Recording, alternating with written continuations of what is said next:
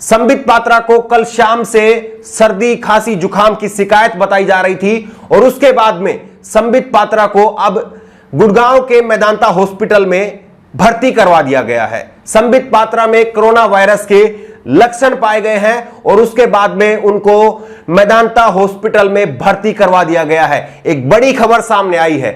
Sambit Patra BJP के प्रवक्ताओं में से एक बड़ा चेहरा है और जिस तरह से कोरोना की शुरुआत हुई थी भारत में, उसके बाद में जमातियों को लेकर के संबित पात्रा ने जो कहा वो सब आपके सामने है।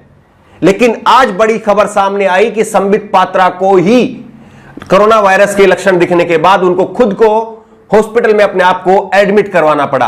हॉस्पिटल में अब वो भर्ती हो गए हैं, मेदांता हॉस्पिटल में उनको भर्ती किया गया है। लेकिन जैसे ही इस खबर का पता चला, जैसे ही ये खबर ब्रेक हुई, उसके बाद में सोशल मीडिया पर एक बाढ़ आ गई। संबित पात्रा के बारे में लोग अपने अपने तरह से अपनी बातें लिख रहे हैं। संबित पात्रा के बारे में सोशल मीडिया पर क्या कहा जा रहा है, एक बार पहले आपको वो दिखाते हैं। प्रशांत कनौजिया ने कहा कि फर्जी डॉक्टर और मुंह से नफरत का वायरस फैलाने वाले संबित पात्रा कोरोना पॉजिटिव और गुड़गांव के अस्पताल में भर्ती। इस पर एक ट्विटर हैंडल ने रिप्लाई करते हुए कहा, इलाज गोबर से होगा या मूत्र से। प्रशांत कनौजिया ने एक ट्वीट और किया और उसमें लिखा, जी न्यूज की डिबेट में जाने से संबित पात्रा को हुआ कोरोना। पहली बार किसी वायरस ने अपनी प्रजाति को धोखा दिया है। मैं उनके जल्द ठीक होने की कामना करता हूं।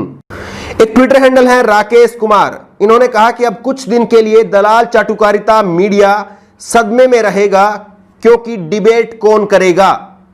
एक ट्विटर हैंडल है राहुल यादव, इन्होंने कहा कि भगवान के घर में देर है अंधेर नहीं, अपने कर्मों का फल इसी जन्म में भुगतना पड़ता है। लगता है इन्होंने थाली बजाने में कोताही किया होगा। दूसरे ट्विटर हैंडल है, इन्होंने लिखा, पहले जी न्यूज अब पात्रा, भगवान के घर में देर है अंधेर नहीं।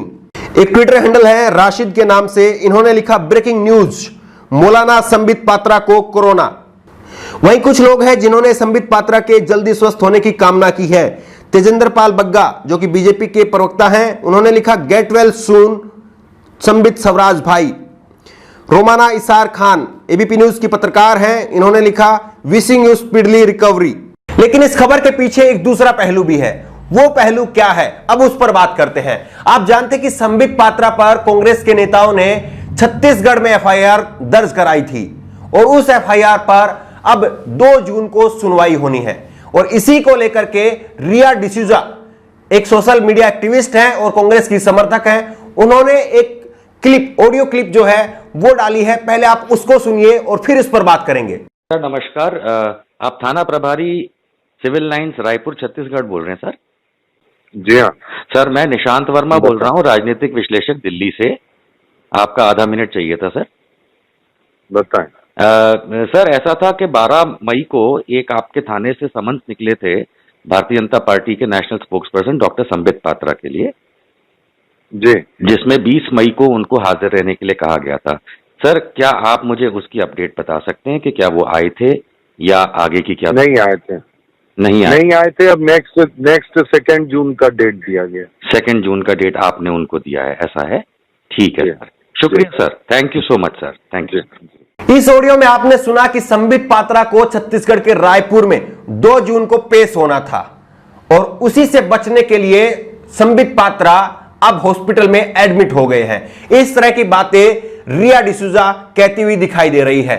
लेकिन रिपोर्ट के आने के बाद में ही इस पूरे घटनाक्रम से पर्दा उठ पाएगा कि क्या वाकई संबित पात्रा छत्तीसगढ़ की पुलिस से बचने के लिए हॉस्पिटल में एडमिट हुए थे या वाकई उनको कोरोना था और उनकी वजह से संबित पात्रा को एडमिट कराया गया।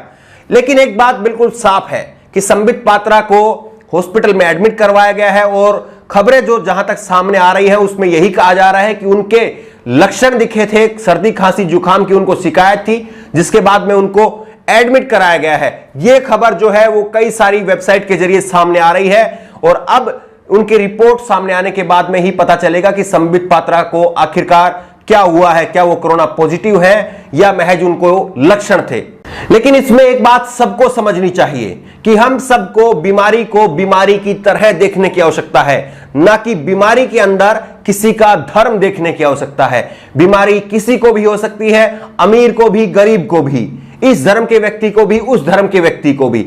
इसीलिए किसी के ऊपर लांछन लगाने से पहले, किसी को बुरा भला कहने से पहले और बीमारी को हरा रंग देने से पहले, मुस्लिम बताने से पहले, जमातियों की देन बताने से पहले संबित पात्रा और उन जैसे लोगों को भी सोचना चाहिए था जिन्होंने टीवी पर इस तरह की बातें की थी। और आज संबित पात्रा को जिस तरह से हॉस्पिटल में एडमिट होना पड़ा है, तो जाहिर तौर पर अभी पूरी तरह से उन लोगों को भी समझ में आ रहा होगा कि यह एक बीमारी है जो किसी को भी हो सकती है और इसका किसी मजहब से कोई लेना देना नहीं है।